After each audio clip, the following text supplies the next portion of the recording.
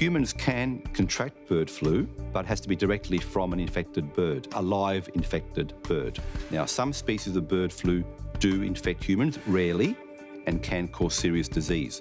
The ones that are implicated in the outbreaks in the 3 states in Australia are the types that don't normally cross over into humans and only do if you have very, very close contact with live infected birds. Food has never been implicated as a source of flu in humans.